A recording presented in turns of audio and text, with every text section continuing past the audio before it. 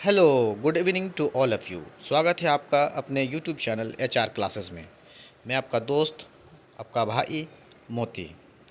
जी हाँ दोस्तों, हमने कई दिनों से कक्षा 6 के एससीईआरटी के chapter wise line by line reading देख के पढ़ रहा था और समझने की कोशिश कर रहा था। जी हाँ दोस्तों, मैंने पिछले पार्ट में कक्षा 6 का एससीईआरटी का दूसरा चैप्टर भोजन में क्या-क्या है, उसके बारे में चर्चा कर रहे थे। जी हाँ दोस्तों, ये पार्ट 2 है। इसमें हम लोग बेहतर ढंग से जहाँ जो रिमेनिंग पार्ट है, उस पे हम लोग चर्चा करेंगे। दोस्तों, बिना देर किए शुरू करते हैं। हमने पिछले पार्ट में चर्चा किया था कि कार्बोहाइड्रेट और प्रोटीन और वसा की जांच हम लोग आसानी से कर सकते हैं दोस्तों। तो आज हम लोग देखेंगे कि हम लोग कार्बोहाइड्रेट और प्रोटीन और वसा की जांच हम लोग कैसे करें, क्या करें, कैसे हम जांच करें। इन जांचों को करने के लिए आपको एक टिंचर आयोडीन की ज़रूरत पड़ेगी। टिंचर आयोडीन का मतलब आयोडीन का एक घोल की ज़रूरत पड़ेगी जिसमें अल्कोहल मिला हुआ रहेगा। कॉपर सल्फेट की ज़रूरत पड़ेगी। कॉस्टिक सोडा की ज़रूरत होगी। आपको इस घोल को बनाने के लिए जिससे हम कार्बोहाइड्रेट, वसा और प्रोटीन की जांच कर पाएँ, उसके लिए क्या करनी पड़ेगी? टिंचर आयोडीन, कॉपर सल्फेट और कॉस्टिक सोडा की ज़रूरत पड़ेगी। साथ में परखनली ड्रॉपर की भी क्या होगी? ज़रूरत पड़ेगी। उसके बाद दोस्तों, इन जांचों को पके हुए भोजन तथा कच्ची सामग्री पर करें। अब ये जो जांच है, इसकी जांच आप क्या कहते हैं, पका हुआ भोजन पे भी कर सकते हैं दोस्तों, और कच्ची सामग्री पे भी कर सकते हैं। जांच से प्राप्त अवलोकनों को तालिका 2.3 में दिखाए गए तरीके से लिख सकते हैं। जिस तरह से तालिका 2.3 में जो अवलोकन दिखाया गया है, ठीक उसी तरह से जो भी अवलोकन आपको प्राप्त होगा जांच के बाद, उसको आप लिख सकते हैं। क्या कर सकते हैं दोस्तों? लिख सकते हैं। अध्याय 1 तालिका 1.3 में कुछ खाद्य पदार्थ लिखे गए हैं। अध्याय 1 का जो तालिका 1.3 है, उसमें कुछ खाद्य पदार्थ का नाम लिखा गया है। अपना परीक्षण इन पर या अन्य किसी उपलब्ध खाद्य पदार्थ पर कर सकते हैं। जी हाँ दोस्तों, जैसा कि हम लोग कक्षा 6 के पहला अध्याय में पढ़ा था, तालिका 1.3 में कुछ खाद्य पदार्थ की सूची बनाई थी। उनमें से किसी खाद्य पदार्थ की आप लेके परीक्षण कर सकते हैं, या फिर कोई आप अपने आसपास में जो उपलब्ध हो उस खाद्य पदार्थ से भी आप जांच कर सकते हैं। लेकिन जांच करने के लिए एक शर्त बोला गया है दोस्तों कि अध्यापक के सहयोग से आपको क्या करना है? सामग्री उपलब्ध कर उसके मार्गदर्शन पे क्या करना है? प्रयोग करना है। जो भी आपको जांच करनी है दोस्तों, वो किसके? अध्यापक की सहायता से क्या करनी है दोस्तों? आपको जांच करनी है। अब दोस्तों, घोल को तैयार करना है। क्योंकि घोल नहीं तैयार करेंगे तो हम जांच कैसे करेंगे? अब घोल को तैयार करने के लिए हम किन किन चीज़ों की ज़रूरत पड़ेगी, उस पर हम चर्चा करते हैं। या दोस्तों, आयोडीन का तनु विलयन बनाने के लिए जल से आधी भरी प्रणाली में थोड़ी मात्रा में 8 से 10 बूंद, कितना बूंद? 8 से 10 बूंद टिंचर आयोडीन मिला दीजिए। जल से कोई एक प्रणाली है, ये आधी भरी हुई है, इसमें क्या करना है? 8 से 10 बूंद क्या कर देना है आपको? आयोडीन मिला देना है। क्या मिला देना है? टिंचर आयोडीन मिला देना है। उसके बाद दूसरा पॉइंट क्या बोल रहा है दोस्तों? कॉपर सल्फेट विलयन बनाने के लिए 100 मिलीलीटर आपको जल लेना है। उसमें 2 ग्राम कॉपर सल्फेट जी ही आप मिलाइएगा तो क्या हो जाएगा? आपका जल बन के, जो आपका सॉल्यूशन है कॉपर सल्फेट का, वो बन के तैयार हो जाएगा। जब कॉपर सल्फेट का घोल बन जाएगा, उसके बाद हमको क्या करना है दोस्तों? उसके बाद हमको एक और घोल बनाना है। 100 मिलीलीटर हम क्या करेंगे? जल ले लेंगे। 100 मिलीलीटर जल में 10 ग्राम कॉस्टिक सोडा घोलने में हमें अभीष्ट कॉस्टिक सोडा वाला विलयन मिल जाएगा। जब 100 मिलीलीटर जल में, यानी कि 100 ml जल में जब हम 10 ग्राम कॉस्टिक सोडा को मिलाएंगे, तब हमारा अभीष्ट यानी कि कॉस्टिक सोडा का क्या हो जाएगा? विलयन हमको प्राप्त हो जाएगा, मिल जाएगा दोस्तों। इस तरह से हम तीनों विलयन क्या करेंगे? टिंचर आयोडीन, कॉस्टिक सोडा और क्या करेंगे? कॉपर सल्फेट का हम लोग घोल जब तैयार कर लेंगे, उसके बाद हम लोग जांच की प्रक्रिया में चले जाएंगे। क्या करना हमको? जिस दिन हम भोजन की जांच हो, उस दिन आपके अपने घर से क्या करना है? तालिका में दिखाए गए तरह तरह के खाद्य पदार्थों की पुड़िया बनाकर आपको लेकर जाना है। तरह तरह की पुड़िया बनाकर क्या करना है? लेके जाना है। अगर तरल पदार्थ हो, जैसे दूध, तेल, घी जैसी कोई पदार्थ हो, उसको किस में लेके जाना है दोस्तों? इस तरह के पदार्थ को आपको शीशियों में लेके जाना है। यदि किसी खाद्य पदार्थ में मंड है तो हम इसका आसानी से परीक्षण कर सकते हैं। अगर कोई खाद्य पदार्थ है जिसमें मंड की अगर मात्रा मौजूद है, तो उसको हम आसानी से क्या कर सकते हैं? उसकी जांच हम कर सकते हैं दोस्तों। जी हाँ, अब हम लोग बेहतर ढंग से मंड की जांच को पढ़ेंगे और समझने की कोशिश करेंगे। क्रियाकलाप 2 में क्या लिखा हुआ दोस्तों? मंड की जाँच। भोजन में मंड या स्टार्च परीक्षण के लिए खाद्य पदार्थ या कच्ची सामग्री की अल्प मात्रा लीजिए। आपको भोजन में मंड या स्टार्च की परीक्षण करना है, जांच करना है कि मंड है या नहीं, तो आपको क्या करना है, भोजन का पका हुआ भोजन हो या कच्ची सामग्री हो, उसका क्या करना है, थोड़ी सी मात्रा लेना है। इसमें आयोडीन के तनु घोल की कुछ बूंदें आपको क्या करना है, डाल देना है। कुछ बूंदें क्या करना है दोस्तों, आपको डाल देना है। किसमें, पका हुआ भोजन या कच्ची सामग्री जो आप लिए हैं, तो उसमें क्या करना है दोस्तों, आपको डाल देना है। खाद्य पदार्थ के रंग में होने वाले परिवर्तन को देखिए, क्या यह नीला या काला हो गया। यह नीला या काला रंग मंड की उपस्थिति को दर्शाता है।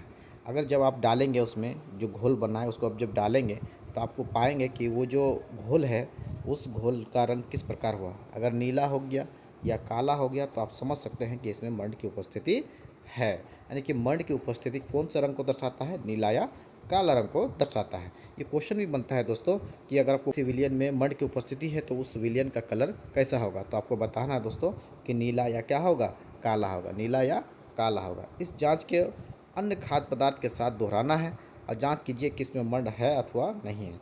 अगर इसमें कोई भी कलर नहीं दर्शाए दोस्तों तो आपको समझ जाना है, काला या नीला ना आए तो इसमें मंड की उपस्थिति नहीं है, यानी कार्बोहाइड्रेट नहीं पाया जाता है। और इन अवलोकन को आपको क्या करना है, 2.3 तालिका में दर्शाते हुए जाना है। क्या करना है दोस्तों, दर्शा देना है। अब हम लोग किसकी जांच करेंगे दोस्तों, प्रोटीन की जांच करेंगे। किसकी जांच करेंगे, प्रोटीन की। प्रोटीन की जांच के लिए किसी खाद्य पदार्थ की अल्प मात्रा लीजिए। कोई भी खाद्य पदार्थ है उसकी क्या करना है, एक थोड़ी सी मात्रा लेनी है। जिस खाद्य पदार्थ का परीक्षण करना है, यदि वह ठोस है तो पहले उसका पेस्ट अथवा चूर्ण बनाने की ज़रूरत है। अगर मान लीजिए कि कोई भी एक खाद्य पदार्थ है उसकी आप थोड़ी सी मात्रा ले लीजिए। लेने के बाद क्या करना है दोस्तों, अगर आप उसको चूर्ण बना लेना है या पेस्ट बना लेना है दोस्तों, क्या बना लेना है, चूर्ण या पेस्ट बना लेना है। पेस्ट बनाने के बाद दोस्तों क्या करना है, खाद्य पदार्थ को क्या करना है, अल्प मात्रा को पीस कर या मसल कर उसके चूर्ण को साफ प्रक्षनली में डाल लेना है। साफ प्रक्षनली में क्या करना है, डाल लेना है। उसमें 10 बूंद आपको क्या करना है, जल मिला देना है। क्या मिला देना है, जल मिला देना है। जल मिलाने के बाद उसको क्या करना, अच्छी तरह से हिला देना है। क्या करना है दोस्तों, अच्छी तरह से हिला देना है। अब ड्रॉपर की सहायता से प्रक्षनली में 2 बूंद कॉपर सल्फेट, 2 बूंद क्या करना है, कॉपर सल्फेट का जो विलयन तैयार किए थे उसको क्या कर देना है, डाल देना है। कितना बूंद, 2 बूंद। और तथा 10 बूंद क्या करना है आपको, कॉस्टिक सोडा का घोल उसमें डाल देना है। यानी कि 2 बूंद आपका कॉपर सल्फेट और कॉस्टिक सोडा कितना बूंद, 10 बूंद आपको डाल देना है। अच्छी तरह हिलाकर कुछ मिनट तक प्रक्षनली को रख दीजिए। जी हाँ, आप डाल दीजिएगा कॉपर सल्फेट और कॉस्टिक सोडा। उसके बाद क्या करना है, उसको बढ़िया से हिला के मिला के आपको क्या कर देना है, कुछ देर के लिए छोड़ देना है। छोड़ने के बाद आप देखेंगे क्या प्रक्षनली का पदार्थ बैंगनी रंग का हो गया। बैंगनी रंग खाद्य पदार्थ में प्रोटीन की उपस्थिति को दर्शाता है। जिस तरह से मंड काला या नीला रंग को दर्शा रहा था दोस्तों, ठीक उसी तरह से प्रोटीन जो है वो बैंगनी रंग को दर्शाता है। क्या, किस रंग को दर्शाता है, बैंगनी रंग को दर्शाता है। आप जब ये अवलोकन करेंगे, अगर उसका घोल का रंग अगर बैंगनी हो जाता है तो आप समझ पाएंगे कि इसमें प्रोटीन की उपस्थिति है। इसमें क्या है, प्रोटीन की उपस्थिति पाई जाती है। अब ये वाला जांच जो है ना, आपको जिस तरह से पिछले वाला में बताया गया था ठीक उसी तरह से क्या करना है, दोहराते रहना है कोई नए नए पदार्थों के साथ। आइए दोस्तों, अब हम लोग वसा की जांच के बारे में हम लोग जानते हैं।